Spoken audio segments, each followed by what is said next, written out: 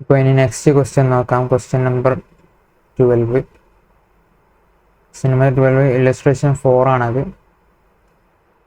Following information related to Y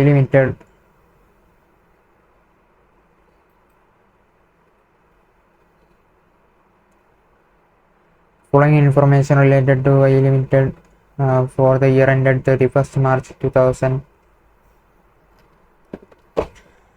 X equity share capital of 10 each 50 lakhs 12% bonds of 1000 each 37 lakhs sales 84 lakhs fixed cost excluding interest 6.96 financial leverage 1.49 profit volume ratio 27.55 income tax applicable 40%. We are required to calculate operating leverage, combined leverage and earnings per share. Show calculations up to 2 decimal points. The question.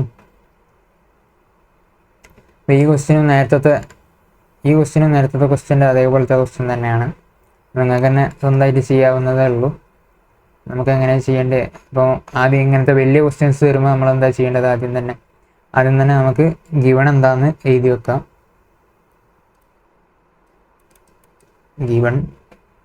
ഗിവണിൽ പോവാം.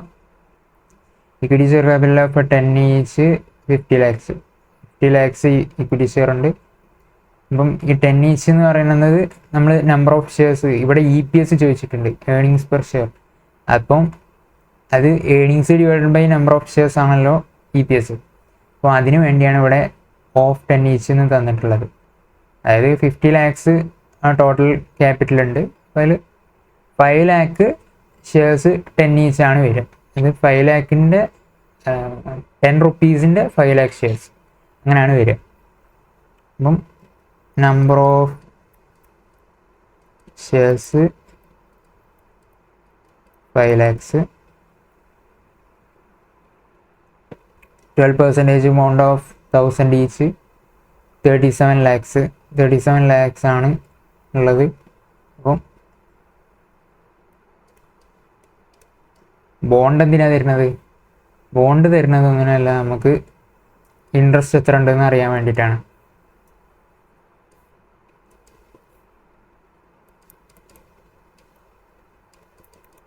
അപ്പം 37 lakhs ഉണ്ട്. 37 lakhs into എത്ര percentage ആണ്?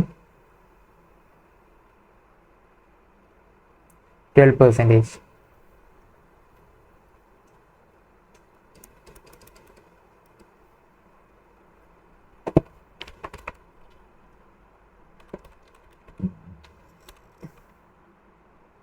$4 lakh 44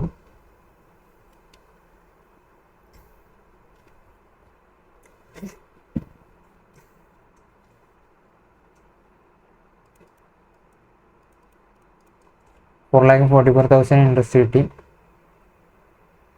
ഇനി sales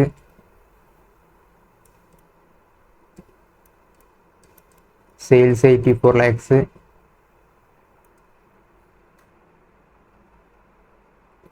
fixed cost 6.96 lakhs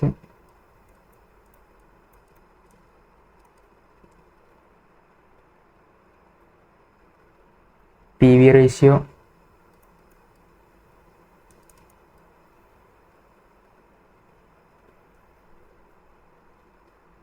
27.55%.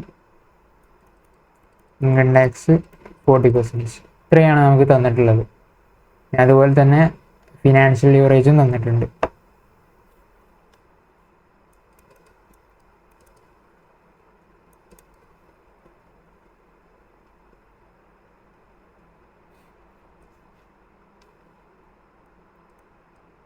$1.49. അപ്പോൾ ഇത്രയും കാര്യങ്ങളാണ് നമുക്ക് കിട്ടിയിട്ടുള്ളത്. അപ്പോൾ ഇതിൽ നിന്നാണ് നമുക്ക് എന്ത് കണ്ടുപിടിക്കേണ്ടത്? ഓപ്പറേറ്റിംഗ് ലിവറേജും കണ്ടുപിടിക്കണം, കമ്പൈൻഡ് ലിവറേജും കണ്ടുപിടിക്കണം, ഏർണിങ്സ് പെർ ഷെയറും കണ്ടുപിടിക്കണം. അപ്പം ഓപ്പറേറ്റിംഗ് ലിവറേജ് എന്താ? ഓപ്പറേറ്റിംഗ് ലിവറേജ് എന്ന് പറഞ്ഞാൽ കോൺട്രിബ്യൂഷൻ ഡിവൈഡ് ബൈ EBIT ആണെന്ന് നമുക്കറിയാം. അപ്പോൾ അതിന് നമുക്ക് ഇപ്പം എന്താ വേണ്ടത്? വേരിയബിൾ കോസ്റ്റ് നമുക്കുണ്ടോ? ഇപ്പോൾ ഇതിന് പെട്ടെന്ന് തന്നെ എല്ലാം ചെയ്യാൻ പറ്റുന്നതാണ്. അപ്പോൾ ആദ്യം തന്നെ നമ്മൾ ഇൻകം സ്റ്റേറ്റ്മെൻറ്റ് ഉണ്ടാക്കുക.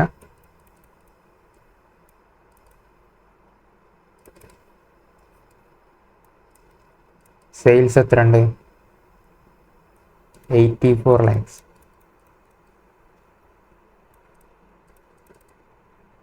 Variable cost. വേരിയബിൾ കോസ്റ്റ് എങ്ങനെ കണ്ടുപിടിക്കാം? PV റേഷ്യോ നമുക്ക് കിട്ടിയിട്ടുണ്ട് 27.55 ആണെന്ന്. അപ്പം VC റേഷ്യോ എന്താ വരിക? PV റേഷ്യോവും VC റേഷ്യോയും കൂടി കൂട്ടിയാൽ 1 ആണ് വരിക. അപ്പം VC റേഷ്യോ എത്ര വരിക? 27.1 - 27.5% = 72.45% എന്ന് വരും. 72.45% നമുക്ക് വേരിയബിൾ കോസ്റ്റ് ആണ് വരിക. അപ്പം വേരിയബിൾ കോസ്റ്റ്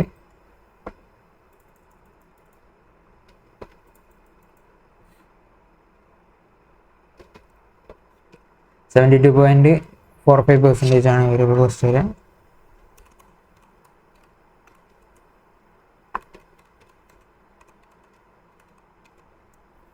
$60 lakhs 85,800 ആണ് നമുക്ക് വേരിയബിൾ കോസ്റ്റ് വരിക. അപ്പോൾ നമുക്ക് കോൺട്രിബ്യൂഷൻ കിട്ടും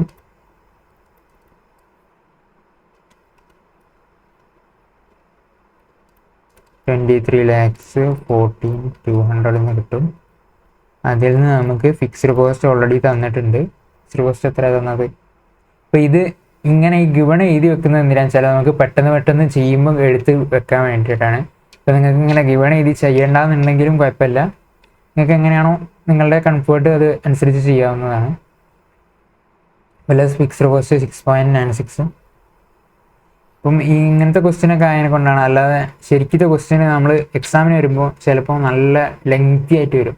ആ സിറ്റുവേഷൻസിലാണ് നമ്മൾ ഇങ്ങനെ എഴുതി വെച്ചാൽ കുറച്ചുകൂടി ഉപകാരപ്പെടുക. Fixed cost 6.96 lakhs. 6.96 lakhs. EBIT 16,18,200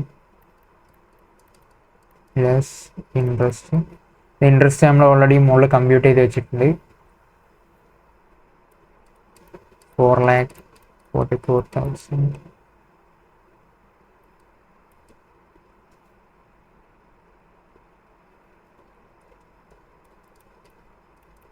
EBT വരും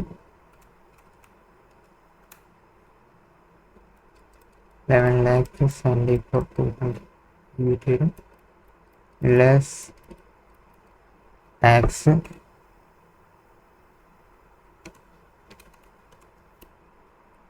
40% ആണ് വരിക. അപ്പോൾ 4,69,680 വരും. അപ്പം ഏർണിങ്സ് ആഫ്റ്റർ ടാക്സ് കിട്ടും 7,04,520 വരും. ഇനി ഏർണിങ്സ് ആഫ്റ്റർ ടാക്സ് തന്നെയാണ് earnings available to equity share holders. ഇത് നമ്മുടെ ക്വസ്റ്റ്യനിൽ പ്രിഫറൻസ് ഷെയർ ഉണ്ട് എന്ന് പറയുന്നില്ലെങ്കിൽ നമ്മൾ earnings available to equity share ഹോൾഡേഴ്സും ഏർണിങ്സ് ആഫ്റ്റർ ടാക്സും സെയിം ആയിരിക്കും. കാരണം ഇവിടെ പിന്നെ പ്രിഫറൻസ് ഹോൾഡേഴ്സിന് കൊടുക്കേണ്ട ആവശ്യമില്ല. ഇത് ഓൾറെഡി ഇക്വിറ്റി ഹോൾഡേഴ്സിന് തന്നെ ഉള്ളതാണ്. അപ്പം earnings available to equity share ഹോൾഡേഴ്സും ഇത് തന്നെയാണ്. അപ്പോൾ ഇവിടെ നിന്ന് നമുക്ക് EPS കണ്ടുപിടിക്കാം. ആദ്യം നമുക്ക് ഓരോ ക്വസ്റ്റ്യൻസ് ആയിട്ട് ഇനി നമുക്ക് ആദ്യം ഇൻകം സ്റ്റേറ്റ്മെൻറ്റ് ഉണ്ടാക്കിയാൽ പിന്നെ ആദ്യം നിന്ന് ഓരോന്ന് ഇങ്ങനെ ചെയ്താൽ മതി. അപ്പോൾ ഇനി നമ്മൾ ഓരോ ക്വസ്റ്റ്യൻസിനായിട്ട് ആൻസർ ചെയ്ത് വരാം.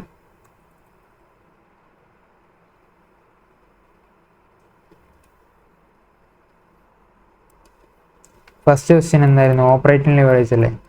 Operating leverage is equal to contribution divided by EBIT ആണെന്ന് നമുക്കറിയാം. അപ്പോൾ കോൺട്രിബ്യൂഷൻ എത്ര അവിടെ?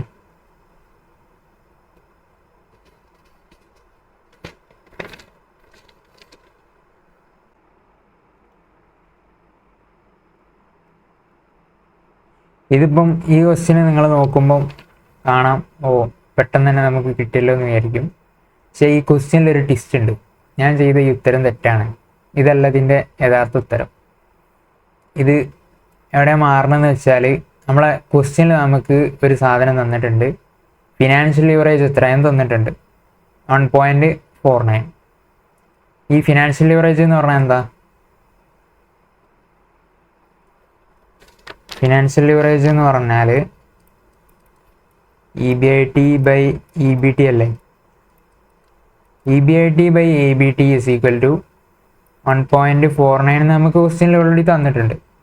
അപ്പോൾ നമ്മുടെ കയ്യിൽ EBIT എത്രയുള്ളത്? EBIT മുകളിൽ നോക്കുമ്പം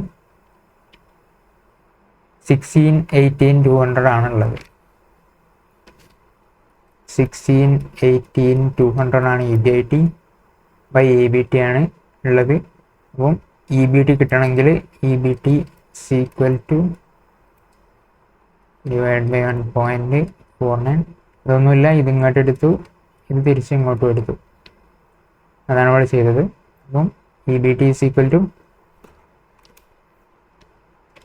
16,18,200 divided by 1.49 is equal to 10,86,040 എന്ന് വരും. അപ്പം ഇൻട്രസ്റ്റ് നിങ്ങൾ 16,18,200 കൊടുക്കുമ്പോൾ 5,32,159.73 എന്ന് വരും. അപ്പോൾ ഇതെന്തെങ്ങനെ വരുന്നത്? നമ്മൾ ഓൾറെഡി ഇൻട്രസ്റ്റ് നമ്മൾ കണ്ടെത്തിയതല്ലേ, ഓൾറെഡി മുകളിൽ നമ്മൾ കണ്ടെത്തിയതാണ്. ഇവിടെ ഇൻട്രസ്റ്റ് 37 lakh in 12% ആണെന്ന് നമ്മൾ ഓൾറെഡി കണ്ടെത്തിയതല്ലേ എന്നൊരു ഡൗട്ട് നിങ്ങൾക്ക് വരും. അപ്പം ശരിക്കും നമ്മൾ അത് ബോൺസിൻ്റെ കാര്യം മാത്രമാണ് നമ്മുടെ കൂടെ ക്വസ്റ്റ്യനിൽ പറഞ്ഞിട്ടുള്ളത്. ഇപ്പം നമ്മളൊരു ബാലൻസ് ഷീറ്റിലാവുമ്പം ബോണ്ട് മാത്രമാണ് വരിക, അല്ലാതെ ബാങ്കിൽ നിന്ന് ലോൺ എടുത്തതുണ്ടാവും, ബോണ്ട് ഉണ്ടാവും, ബാങ്കിൽ നിന്ന് ലോൺ എടുത്തതുണ്ടാവും, അതുപോലെ തന്നെ ഡിബഞ്ചേഴ്സ് ഉണ്ടാവും, അങ്ങനത്തെ ഒരുപാട് ഇൻട്രസ്റ്റ് ബിയറിംഗ് ആയിട്ടുള്ള ഐറ്റംസ് ഇല്ലേ. അപ്പോൾ അതിൽ ബോണ്ടിൻ്റെ വാല്യൂ 37 lakhs ആണ്, അതിന് 12% ഇൻട്രസ്റ്റ് കൊടുക്കണം. അപ്പം 4,44,000 നമുക്ക് ഇൻട്രസ്റ്റ് അതിന് മേൽ കൊടുക്കണം. അപ്പം സാധാരണ ക്വസ്റ്റ്യൻസിൽ നമ്മൾ ബോണ്ടാണോ അല്ലെങ്കിൽ ലോണാണോ ഏതെങ്കിലും ഒന്നാ തരിക. അപ്പം അത് തന്നിട്ട് അതിൻ്റെ മുകളിൽ ഇത്ര ഇൻട്രസ്റ്റ് റേറ്റ് ഉണ്ടെന്ന് പറഞ്ഞാൽ അത് തന്നെയാണ് നമ്മൾ സാധാരണ കേസിൽ ഇൻട്രസ്റ്റ് ആയിട്ട് എടുക്കാറ്. But in this question we have financial leverage. Financial leverage എത്രയെന്ന് നമുക്ക് ഓൾറെഡി തന്നിട്ടുണ്ട്. ആ ഫിനാൻഷ്യൽ ലിവറേജ് നമുക്ക് തന്നത് വെറുതെ തന്നതല്ല, കാരണം ആ ലിവറേജ് നോക്കിയിട്ട് വേണം നമുക്ക് EBIT വരെ നമ്മൾ ചെയ്യുക. EBIT വരെ നമ്മൾ ചെയ്തിട്ട് അതിൻ്റെ ബാക്കി ഇൻട്രസ്റ്റ് എത്ര ഉണ്ടെന്ന് നമുക്ക് കറക്റ്റായിട്ട് അറിയാത്തതിനെ കൊണ്ട്, കാരണം ശരിക്കും നമ്മൾ ഒരു അസംഷനിൽ എടുക്കുന്നതാണ്. അതായത് ബോണ്ട് തന്നാൽ ഈ ബോണ്ട് ഇത് മാത്രമാണ് നമ്മളുടെ ക്യാപിറ്റൽ സ്ട്രക്ചറിലുള്ളത് എന്നുള്ളൊരു അസംഷനിലാണ് നമ്മൾ ഇങ്ങനെ ഇൻട്രസ്റ്റ് റേറ്റ് സാധാരണ എടുക്കാറ്. ബട്ട് ഫിനാൻഷ്യൽ ലിവറേജ് ഓൾറെഡി നമുക്ക് തന്നിട്ടുണ്ടാകുമ്പോൾ നമുക്ക് അങ്ങനെ എടുക്കാൻ കഴിയില്ല. കാരണം ഓൾറെഡി ഫിനാൻഷ്യൽ ലിവറേജ് നമ്മൾ ഇക്വേഷൻ വെച്ച് നോക്കുമ്പോൾ അത് കറക്റ്റായി വരണം. നമുക്ക് ഫിനാൻഷ്യൽ ലിവറേജിനെ പറ്റിയൊക്കെ നന്നായിട്ട് അറിയാമല്ലോ. അപ്പം നമ്മൾ EBIT ബൈ EBT നോക്കുമ്പം നമ്മളുടെ EBIT ബൈ EBT ആയിട്ട് സെയിം ആവില്ല. കാരണം ഇൻട്രസ്റ്റ് ശരിക്കും 4,44,000 അല്ല ഉള്ളത്. ഇപ്പം ഇവിടെ ലോൺ ഉണ്ടാവും, അതുപോലെ തന്നെ ഡിബഞ്ചേഴ്സ് ഉണ്ടാവും. അതിനൊക്കെ കൂടെ ഈ 4,44,000 കൂടെ തന്നെ ഒരു ഇൻട്രസ്റ്റും കൂടി ടോട്ടലായിട്ട് 5,32,159.73 ആണ് ഇൻട്രസ്റ്റ് ഉള്ളത്. അപ്പം ഇങ്ങനെ ഈ കാര്യം ഒന്ന് പ്രത്യേകിച്ച് ശ്രദ്ധിക്കുക. അപ്പം ഞാൻ ആദ്യം തന്നെ റെഡിയാക്കാതെ പിന്നെ തെറ്റിച്ചിട്ട് പിന്നെ ശരിയാക്കുന്നത് എന്താ വെച്ചാൽ ഇത് നിങ്ങൾ തെറ്റിക്കാതിരിക്കാൻ വേണ്ടിയിട്ടാണ് ഇങ്ങനെ ചെയ്യുന്നത്. അപ്പം ഈ സാധനം നമ്മളോട് തെറ്റിപ്പോകാൻ ചാൻസ് ഉണ്ട്. ഇത് തെറ്റിപ്പോയാൽ എല്ലാ ആൻസർ ഫുൾ റോങ് ആയി മാറും. നമ്മൾ ഓപ്പറേറ്റിംഗ് ലിവറേജ് കാണുമ്പോൾ അത് ശരിയാവും, ബാക്കിയുള്ളതൊക്കെ തെറ്റിപ്പോവും. അപ്പം അതൊന്ന് ശ്രദ്ധിക്കുക. അപ്പോൾ നമ്മൾ ഇവിടെ EBIT വരെ നമ്മളുടെ റെഡി ആയിരിക്കും. അത് കഴിഞ്ഞിട്ട് ഇതാ ഇൻട്രസ്റ്റ് വരുമ്പം 16, 18, 200 ആണ്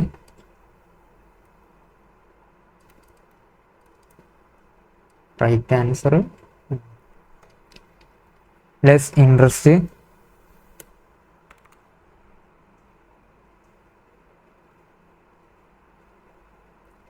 $5,32,000 159.73 നമുക്ക് 160 ആയിട്ട് എടുക്കാം. 160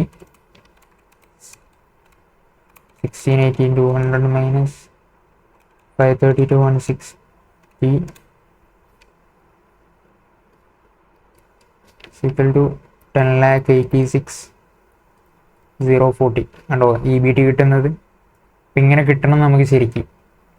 അതായത് ഇൻട്രസ്റ്റ് ശരിക്കും അത്ര ഉണ്ടാവും. ഫിനാൻഷ്യൽ ലിവറേജ് തന്നിട്ടുള്ള ക്വസ്റ്റ്യൻ ആണെങ്കിൽ നമ്മൾ ഇൻട്രസ്റ്റ് ഒരിക്കലും നമ്മൾ തന്നിട്ടുള്ള ബോണ്ടോ ഡിബെഞ്ചറോ വെച്ച് കാണരുത്. ഫിനാൻഷ്യൽ ലിവറേജ് എത്ര ആണോ നോക്കിയിട്ട് അതും കൂടി നോക്കിയിട്ട് കൺഫേം ചെയ്തിട്ടേ എടുക്കാൻ പാടുള്ളൂ.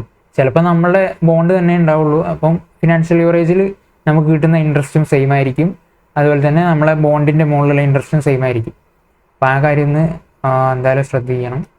പിന്നെ ലെക്സ് ടാക്സ് 40%, 4,34,416. EAT 6,51,624. ഇപ്പം EAT കിട്ടി. ഇനി നമുക്ക് ഓരോന്നായിട്ട് കണ്ടുപിടിച്ച് തുടങ്ങാം.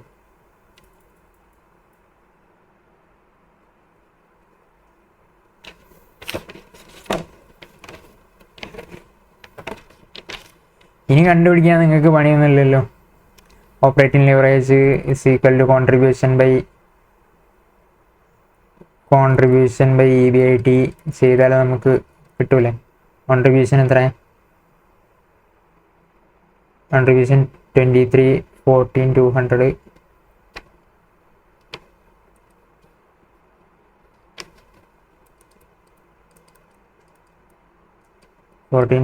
ഡിവൈഡ് ബൈ EBIT എത്ര വരുന്നത്?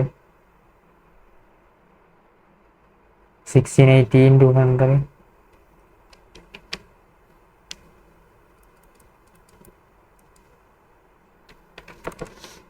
$23, 14, 200, 16, 18, 200.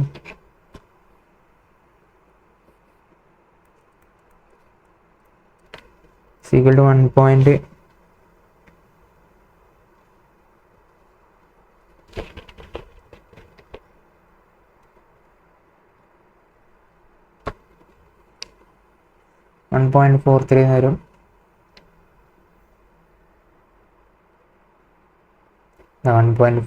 വരും. അതുപോലെ തന്നെ കമ്പൈൻ ലിവറേജ് കണ്ടുപിടിക്കണമെങ്കിൽ നമ്മൾ operating leverage into financial leverage ചെയ്താൽ നിങ്ങൾക്ക് കമ്പൈൻ ലിവറേജ് കിട്ടും. അതുപോലെ തന്നെ EPS ചെയ്യണമെങ്കിൽ നമ്മുടെ earnings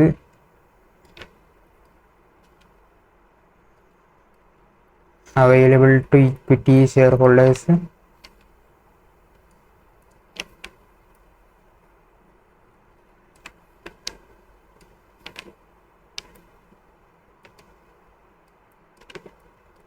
divide by number of shares ചെയ്താൽ നമുക്ക് അടുത്ത EPSും കിട്ടും. അപ്പോൾ അങ്ങനെ ചെയ്താൽ നമുക്ക് ക്വസ്റ്റ്യന് ആൻസറായി. ആദ്യം തന്നെ നമ്മൾ ഇൻകം സ്റ്റേറ്റ്മെൻറ്റ് ചെയ്താൽ നമ്മളെ ഈ ലിവറേജസിൽ ഏറെക്കുറെ എല്ലാം കഴിഞ്ഞ് എന്ന് വേണമെങ്കിൽ പറയാം. അപ്പോൾ അതുപോലെ തന്നെ ഈ ഫിനാൻഷ്യൽ ലിവറേജ് അങ്ങനത്തെ കാര്യങ്ങൾ നമുക്ക് തന്നിട്ടുണ്ടെങ്കിൽ അത് പ്രത്യേകം ശ്രദ്ധിക്കണം.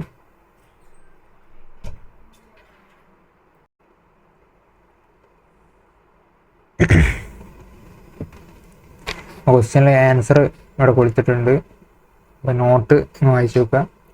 If interest is given in the question and the financial leverage is also given, then interest may not be same as interest given in the question, so you have to compute the interest in such situations. അത് നമ്മൾ already പറഞ്ഞിട്ടുള്ള കാര്യമാണ്.